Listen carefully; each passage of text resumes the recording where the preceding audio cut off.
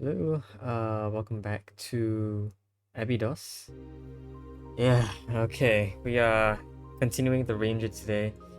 I don't know about this, but yeah, I had some sort of idea last episode as to how I might continue doing this. I first want to make a few improvements.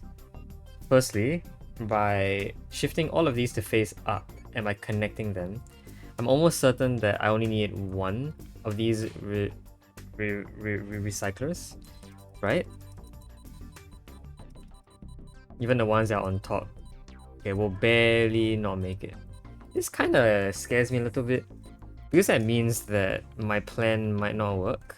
I was thinking about it overnight. I was thinking that maybe this is valid to get these to all come out, because the thing is that only two things will ever come out at once. And so I can sort of have a conveyor that sort of like splits them up. I think I've done this sort of machine before, but what it essentially looks like is a conveyor that that does this kind of thing. So you'll see here that how that machine would work is that when the two things come in, the first will pass through this conveyor unmoved and will activate this B state. It will then activate the next one to turn and move into the A state. And then they will both exit out the same way. You get some type of issue under certain cases. And those cases are when this is accepted in the previous state and when this is accepted in the next state. So I don't know when that might occur, but that will eventually occur at some point. You will get in two various states two separate outputs. But that actually does mean I can do something very interesting. I can actually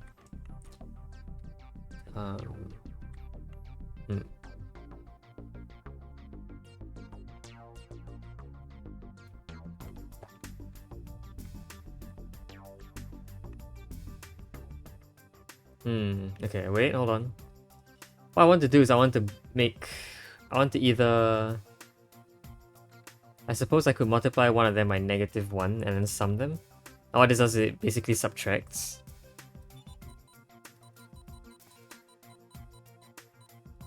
Yeah. But to make sure they are added together as well. So it has to be like this sort of obstructor here that can last for maybe like a full round of cycles.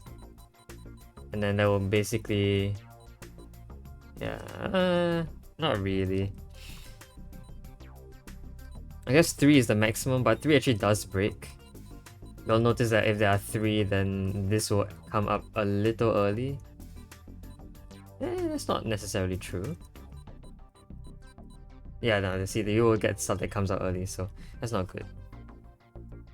But multiplying by 1 doesn't really work, so instead I sort of want a... what do I want instead? I sort of want... Oops, wrong button.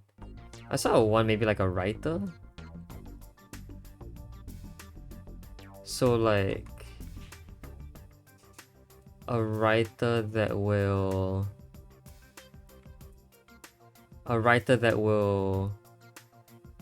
write into a subtractor above it, I guess.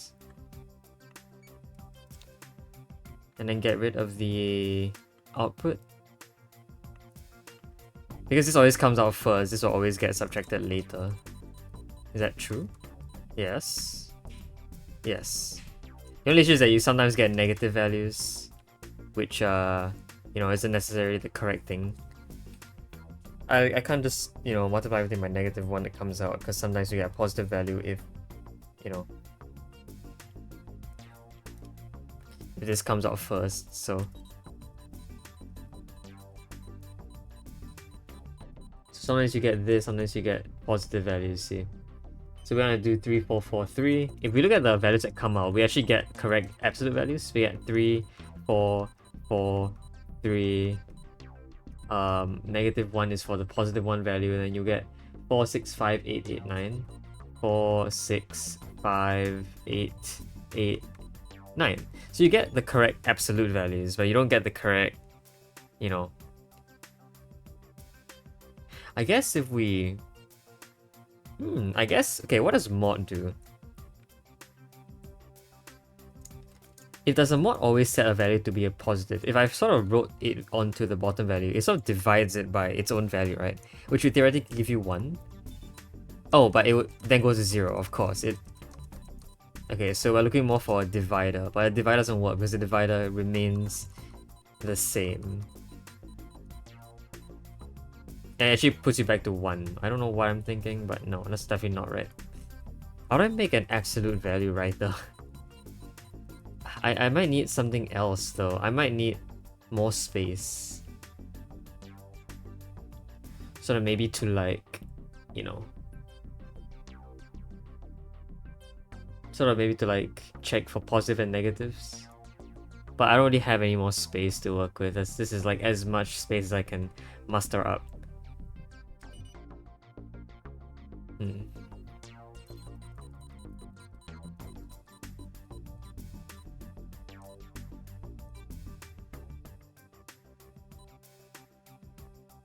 And we still haven't really dealt with the issue of two separate chains being very close to each other. I don't know when that would happen, but it's bound to happen at some point. Like maybe here? Not really.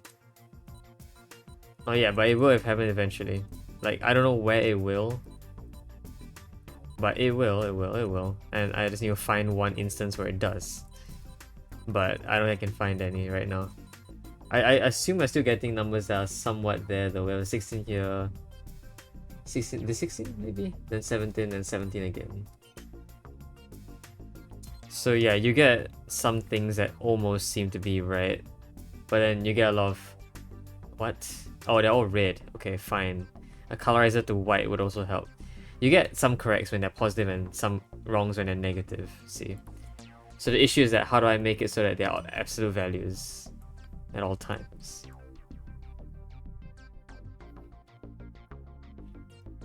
I can just multiply by -1. I can't split it up into a second row. If I could split it into a second row, I could make it pretty easily. I just need like one more cell space. In fact, I really just need like this to be slightly empty. I think it'll be fine for the most part. But no, this thing is symmetrical and unfixable, I don't think.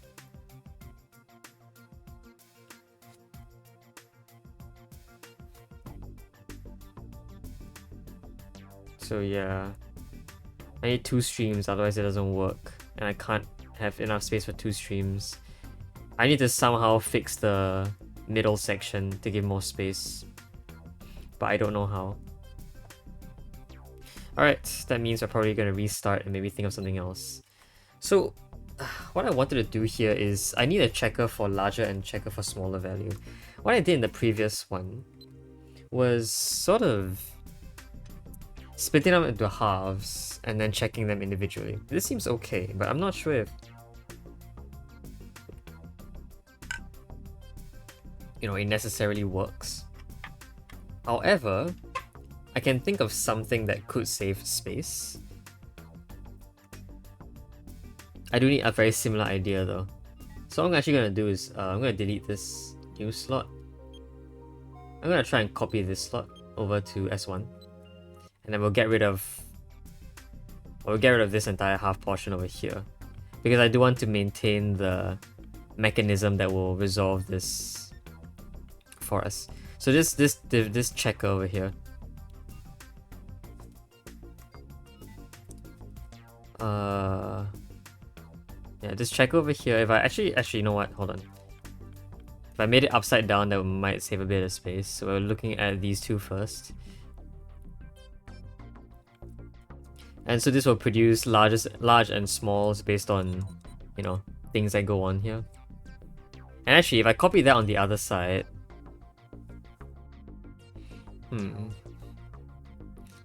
Isn't that just the same thing? But is this as small as I can get is my question, I guess. I think it might be. But I do need more space is all.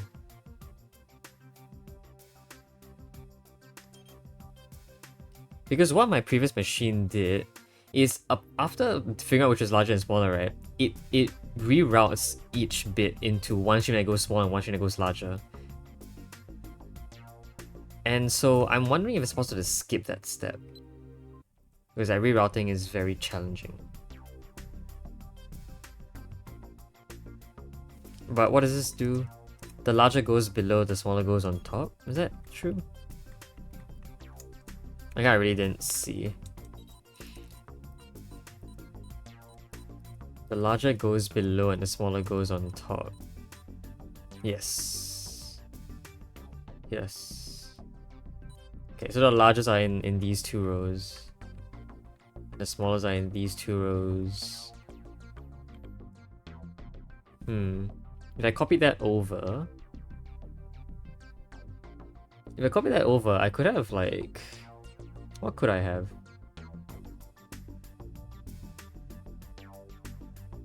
I can't have the smallest compare with each other, can they?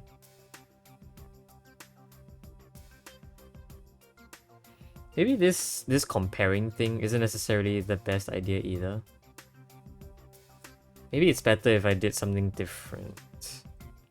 Like, yeah, okay, so what if instead of doing this, we sort of had... Oh, okay, no, I want to save this over here, so let's save that mechanism for now. What if I had them be, you know, flipped on their sides?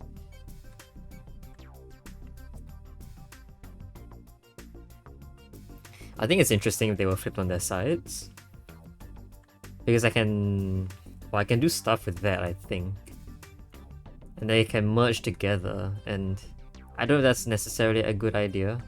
Because one of them is reflect, I will need a conveyor, but it should be fine otherwise. 3 can go here, and then go here. And this is where the testing will occur. You can have a sensor that tests greater or smaller. In this case, your testing was smaller. And then we can sort of, you know, just abuse this fact. Oh, not abuse, we just use that fact. And then when they come down here, you get 2 separate patterns. Yeah, it makes it a little bit easier because I can now merge streams. I can merge the center stream to have only maybe like the large values. So here, we will always... The sensor is the one that is connected to the cold at first, the blue at first. Okay. While the middle will be hot. And then for the white points at hot first before going cold. So if my theory is right, or if I built this correctly, we already have a pre-made larger value in the center. That is not larger, that is smaller. But alright, if this works, we can then set the smaller one to be in the center. Oh no, sorry, I have to wire everything up. Of course I do. So the larger is always in the center, right? Yes. So this is automatically setting the larger one to be in the center. And then the smaller one, well... What if... Okay, wait, hold on. Do these merge?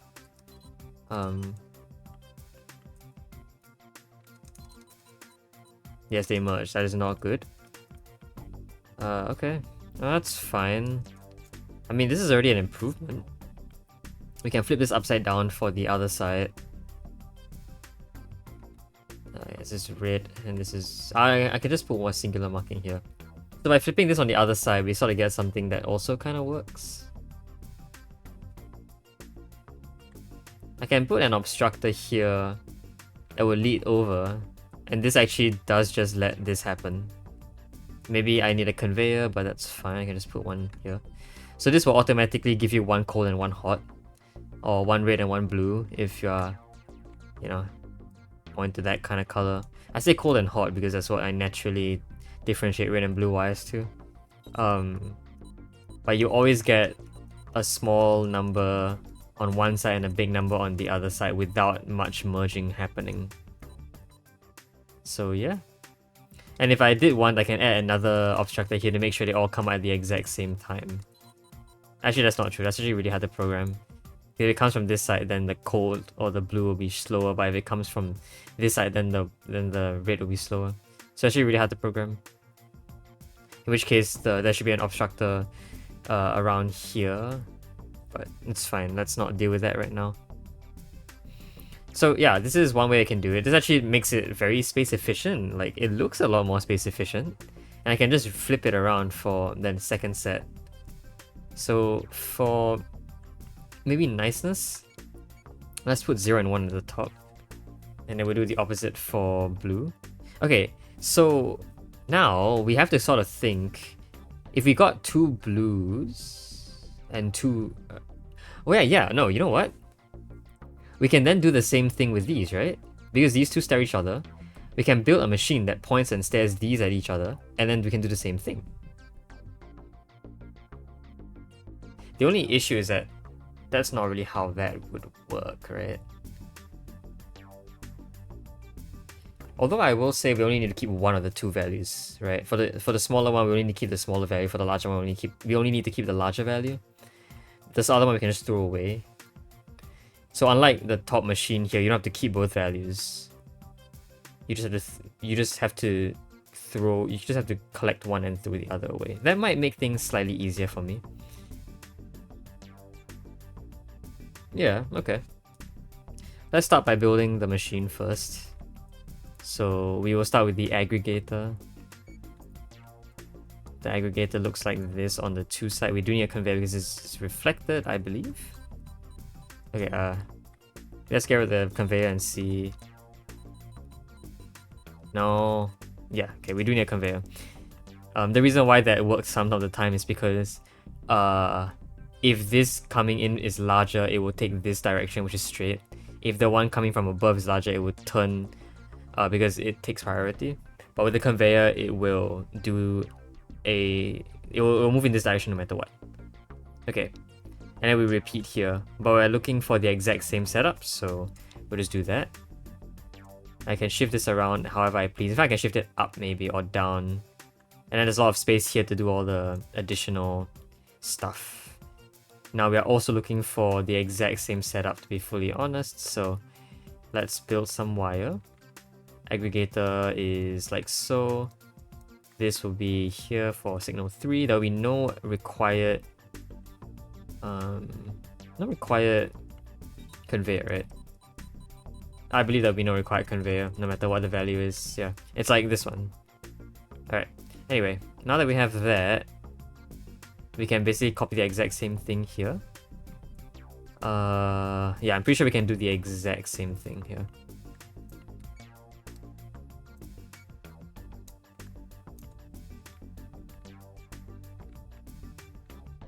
And then you get 1 hot and 1 cold. And then if we wire everything to the sensor, that's not the sensor is here. You should get, I don't know what we got. You should get 4 values. Let's put obstructors here just to hold them so we can see. You do get 4 values. The only issue is that this kind of gets really close to going again. I can sort of extend the cycle a little. So if I sort of lengthen the starting and I lengthen the loop, then you will notice that each loop now takes a total of 6 cycles, which makes it slightly better. It gives me a bit more time to work with. And if it eventually works out, I can maybe shift it back to a 4-cycle loop. But yeah, you get... ooh. Okay, so this has to be here, I think. Yeah, it has to be the same distance from the collar to the combiner. Yeah, but you get this pretty early before the next one comes in. But yeah, you get the smaller value. In this case, it doesn't matter because they're the same value. But here you get a smaller value, and then yeah, and then you get the same thing here, and then it keeps going, keeps going, keeps going, keeps going.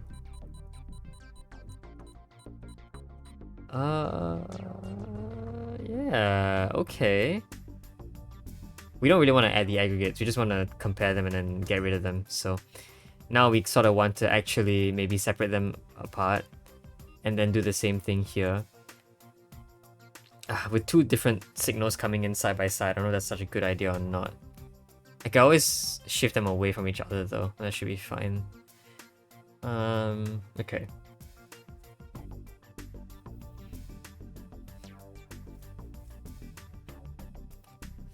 So, alright, so we start with the one over here. We want to find the one that's smaller, right? That doesn't really matter which one I use right now.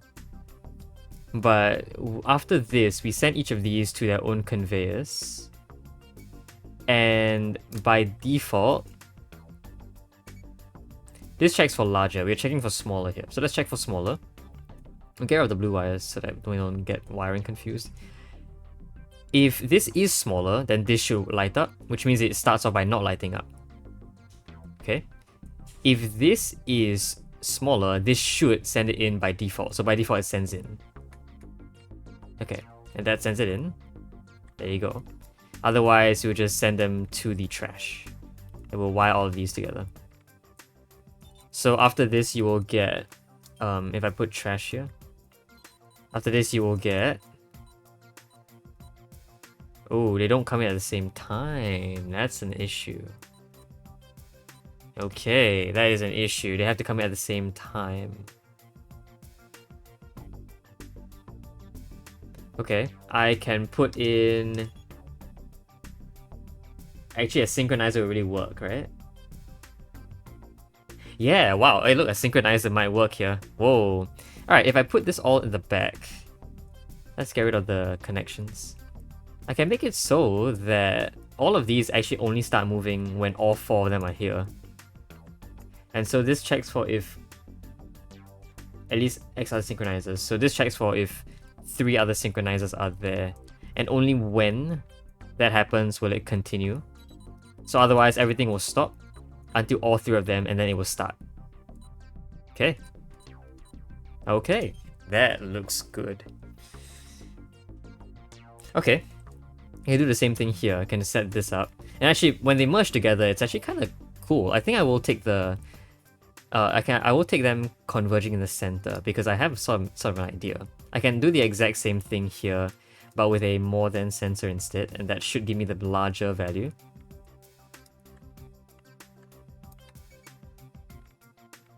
So will this give me the correct values?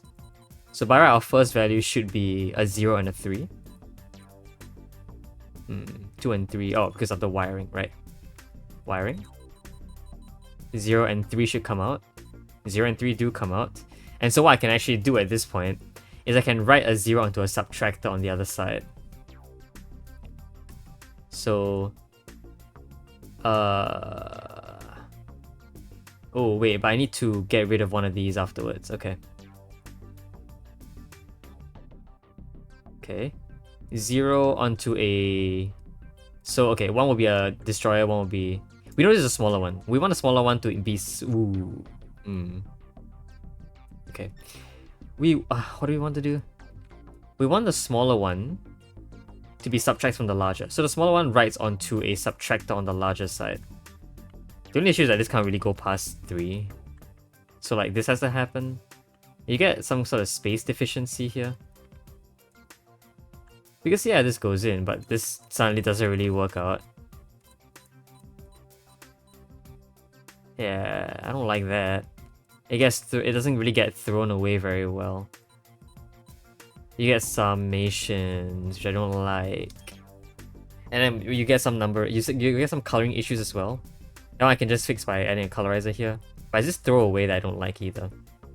And we really don't really have enough space to fix that. Like, I don't even think we need more horizontal space. I think we need more vertical space, which we don't have.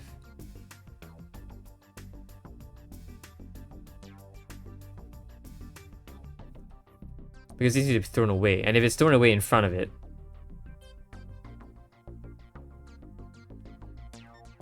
What does a semi-active receiver even do? Does that change what it does? I don't know. It's in here somewhere, right?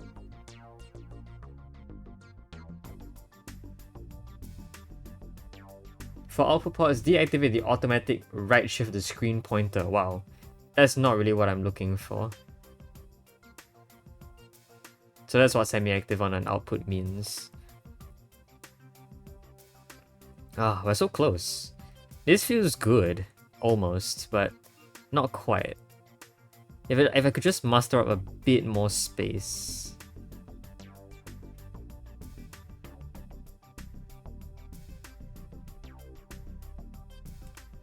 See, the thing is that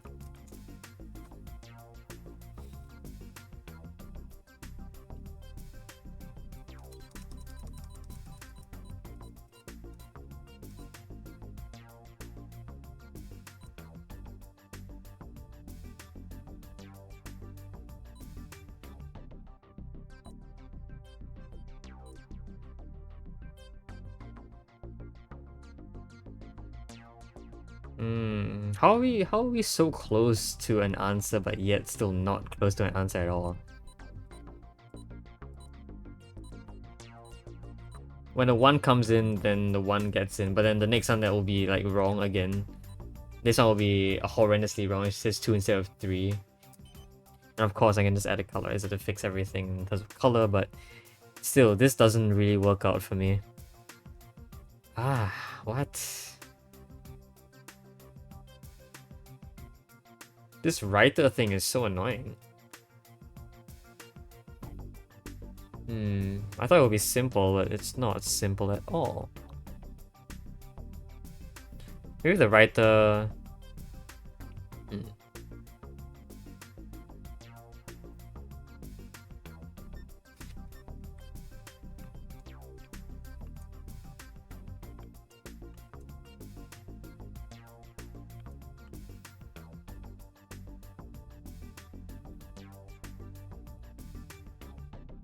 Okay, maybe if I had more space, I could actually...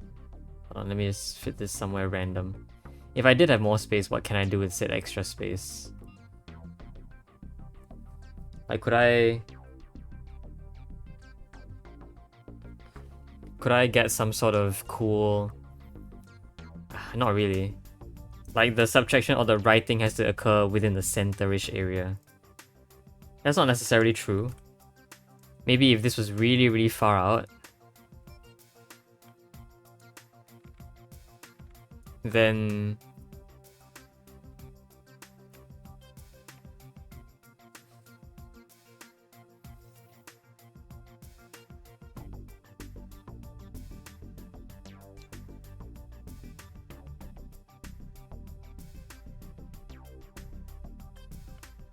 Right? If the writing was really far out, then the writer actually... Okay, firstly, if I set this to be elsewhere, like here,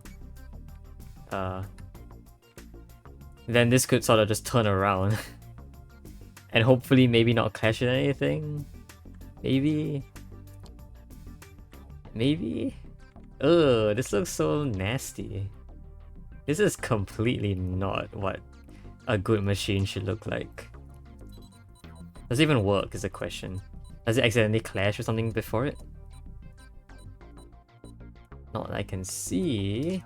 Add a colorizer in the center just to lock in our answer in case something good happens. But I'm scared that things might clash on accident. Although maybe not. Although maybe it's just fine. This looks maybe okay. That looks okay so far. If we can run through the end of this test case. Wow. What is that? What's happening here? Why... Is there a wrong merging going on? Why am I suddenly subtracting 101? There was a merge going on, wasn't there? 50... 50... Yeah, there's the merge. Okay. Why did the merge happen only there? Why did that happen? I don't know. But I suppose it happened because this was fast and this was slow. Yeah, this setup, this sort of assembled into the right place at a very good timing. And then it barely worked out. Alright, well, I can maybe fix it by just putting an obstructor in the center. No, it still merges. Why? What? Why didn't obstructor... Wait, actually, why didn't an obstructor work? Oh, because it obstructed the initial 50 as well. So, alright, so obstructed wouldn't work here. Oh, that is kind of messed up. And I'm assuming it would also work the same with the top. Like this 50 would also merge with the 55 on top if that were to occur. That is not nice at all.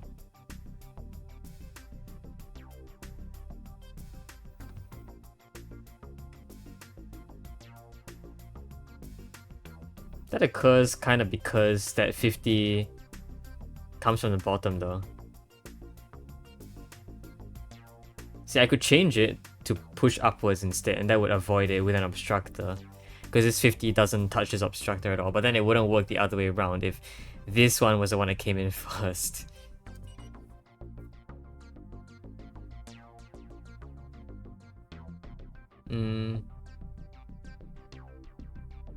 Okay, what if I shortened everything to a cycle of 4? Would that now work with this machine, or would that fail even faster?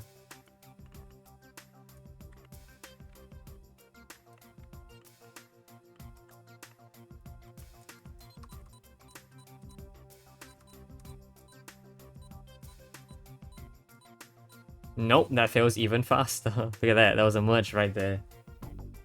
Okay. So a 6 is good up to a certain point. Okay. If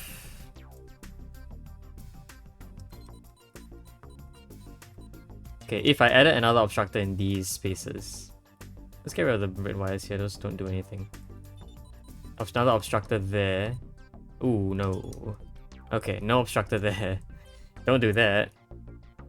Oh gosh, we might be a little stuck.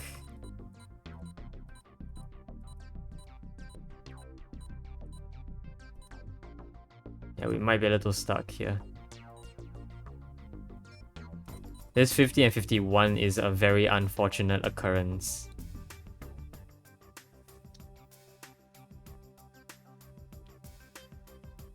Although I do wonder if there is something else I can do here that makes it even slightly slower. Maybe a final synchronizer here. that is so messed up though. Wouldn't that also slow? That would slow everything. In fact, let's see what the slowest possible would look like for us. This is the slowest possible because it starts from here or here. If none of these activate, then you get the fastest possible. In fact, there are only 2 possible states. And so at this particular point in time, we just barely managed to hit the state that worked wrongly for us. Right after the state that worked correctly for us. But this is as slow as possible. And so as slow as possible, a good timing occurs. 1, 2, 1, 2, 3. Maybe if I add synchronizers here and here. I changed all these to 4.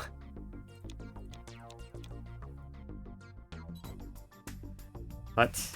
Oh, wait, what? Oh, something's not working because it starts off waiting for something. Okay, then I guess it doesn't actually work. We could still add more synchronizers elsewhere though.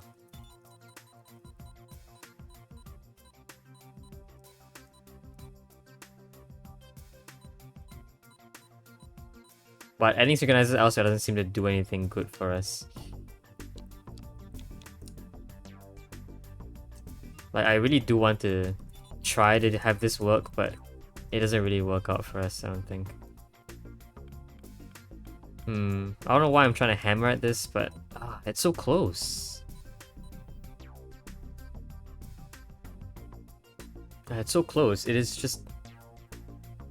Well, it's not so close. It only works half the time. So if I went to the next test case, we might fail even faster. Yeah.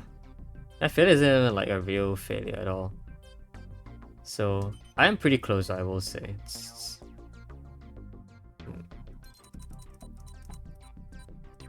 Why does it do that?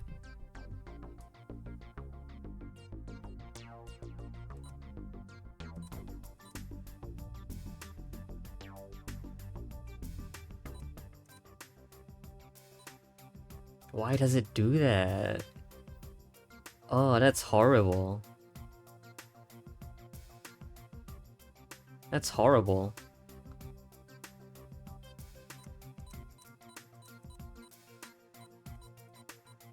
That's horrible. I say again and again. It's not gonna change anything, but that's horrible. Okay. Let's go back to that time where it sort of ended wrongly. The 50 and the 51. I want to make some way to have this slow down slightly, but it's very hard to make this not slow down slightly.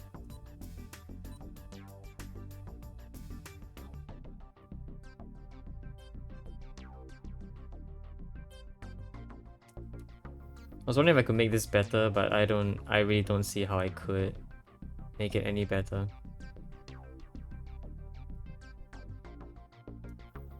I might need another redesign.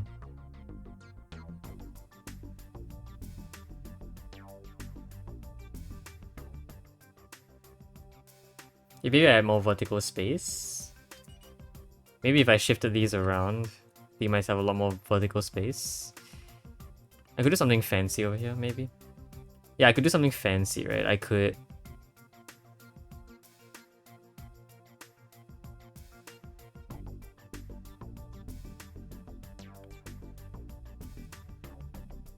Okay, let's get rid of these first. Let's see how much better I can do here.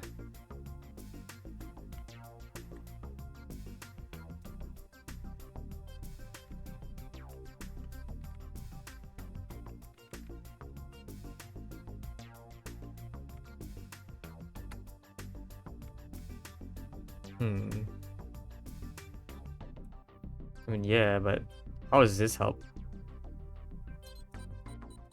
This doesn't change anything. It still works, I would say. Ooh, no, the writer is slow. What? Wait, why is it slow? Was it barely working just now? In terms of timing? I didn't realize it was just barely working from the timing. Was it actually just barely working from the timing itself? Oh, it was. I know why it just barely worked. It looks like this path is a longer path, or this path is longer, but it starts longer on the path that's supposed to be short, so...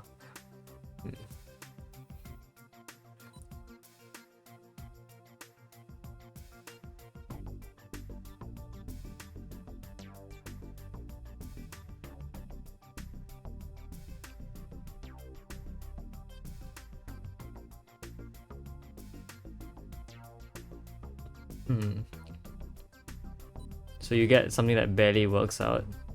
Not barely, but you can give a little bit of leeway, but no.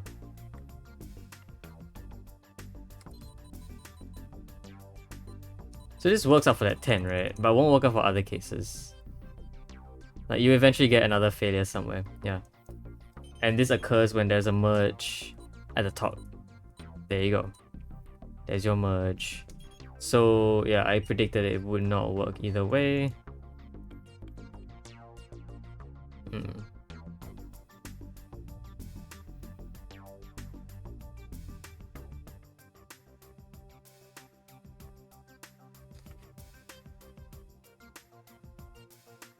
I was thinking if I could make something slightly better here by transferring information with X and Y ports. Could I do that? Could I transfer information with X and Y ports?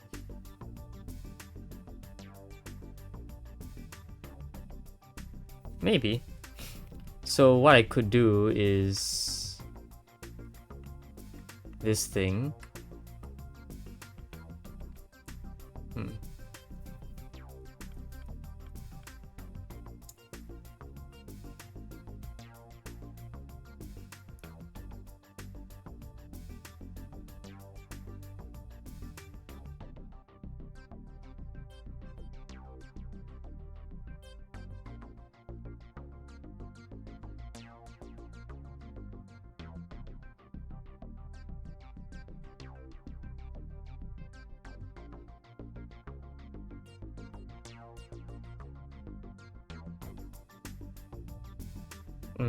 let me think about this. X and Y ports, could they be useful?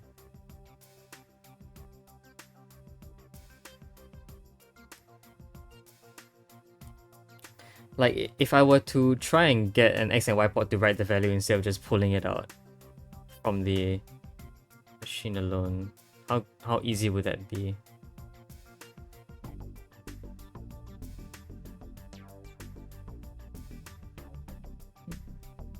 It would be maybe a little easy, but I wouldn't really say so because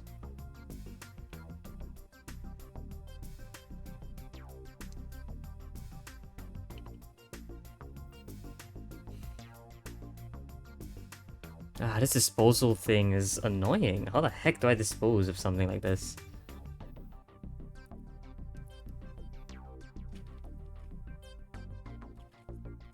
Like, I find it just so frustrating that I can barely get this to work. And by barely, I mean not get this to work.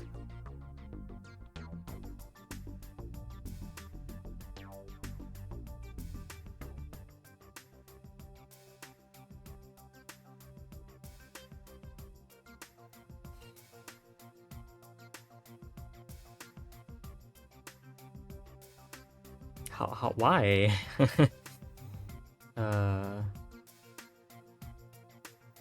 Maybe there was something better I could have done.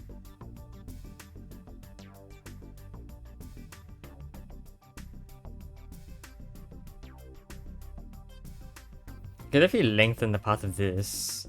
In which case I could then lengthen the path of this. Right, if I pulled this all the way over, I just stretched the entire thing. Then yeah, I could get a longer path, so you eventually get this coming out a lot later than when this was written. Which means that this path initially could also start out longer. But starting out longer is kind of a challenge a little bit. Okay, I can see that one thing I can actually do is I can make these short by doing this sort of shortening thing, right? 1, 2, 3, 1, 2, yeah.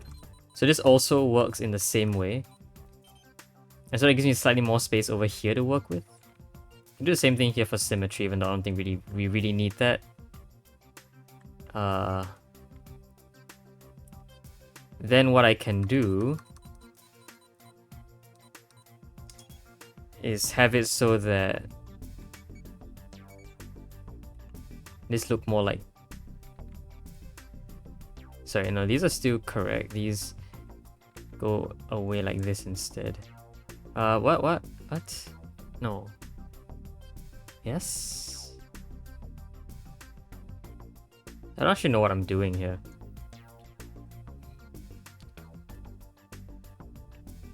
What am I doing here?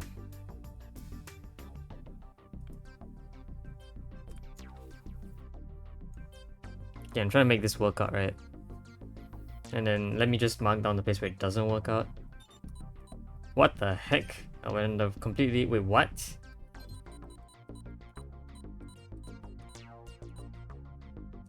Did the lengthening of this do something? Oh yeah, I definitely did something wrong. What the heck? Okay, fine. That's okay. I mean, it still works, but without the length... Huh? What did I break? I broke something. Oh, what the heck is going on here? Why is this suddenly not timed well? What?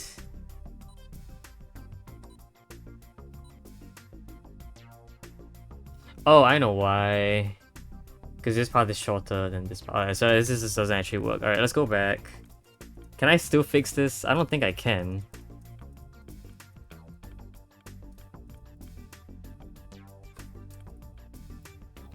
And this should still work though, yeah? No, wow, okay. I guess I did have to shorten it. What? How many changes did I make? Oh, it's because of this. Okay, let's say I lengthened it. Let's hope lengthening it is fine. Yeah, lengthening it is fine. It's,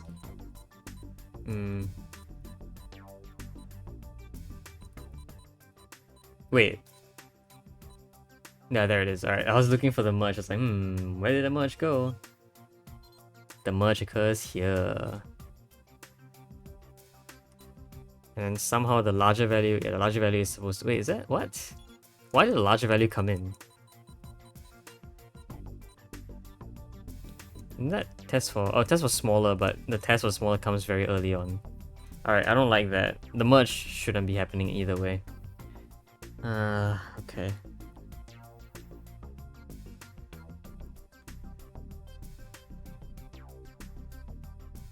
Or did it the other way around?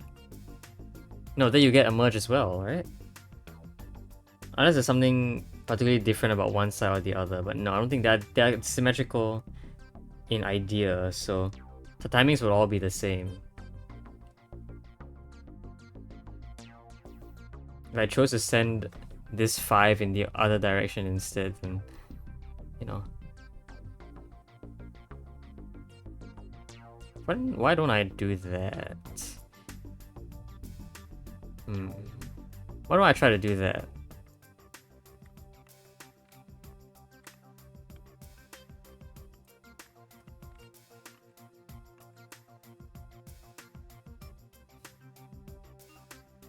Let's get rid of this entire central area. Get rid of you. You can come here. You can come here. Actually, you guys can just come over here. Oops. What? Shift? This is what it looked like at the beginning.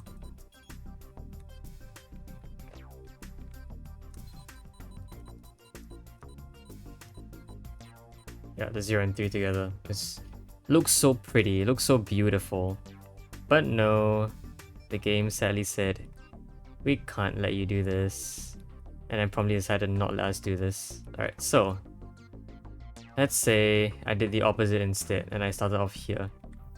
I was thinking that maybe there's a slight cycle change here that I could abuse. Let's put this not that far away in case some weird things happen. Does some merge occur here is my question.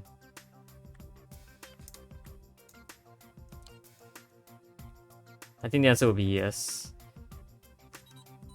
So you get this weird thing going on. The 3 and 0 come in. The 0 comes in early. That's also the kind of issue. That's also kind of an issue. I can't really speed it up. And the reason why I'm assuming is because this is in the center and this is not. So I guess even then our ideas are already slightly flawed.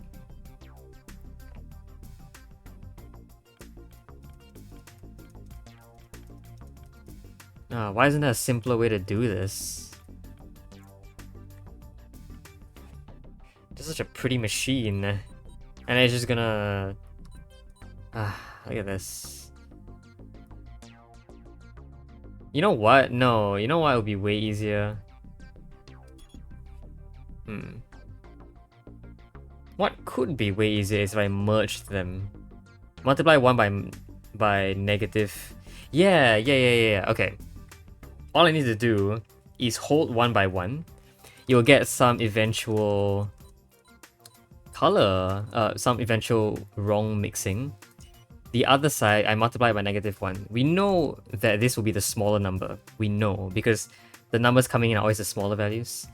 And so actually, wouldn't they just merge directly? Oh my god, yeah. And then all we need to do afterwards is colorize it. So the colorizer honestly doesn't have to be that late. I think 3 colorizers is the minimum I need. 1 here, here, and here. These settle the larger numbers. This one settles the smaller numbers. You get some overlapping here and there, but it should not really matter. So everything coming in here will always be white. Yes. Oh my gosh, this might just work. I'm almost certain this wouldn't work in a cycle of 4 though. But alright, let's time to do the final test of this one. Look at that. Look at that. Alright, so no weird writing has to go on here because we have distinctly split up the larger and smaller numbers. We can always multiply by -1, knowing full well that it's a negative number, and so we'll be safe doing that. Okay, so in theory this will work. Outside of theory, I don't know. Also, I want to finally do my test of whether this can survive the for cycle. And I think the answer is no.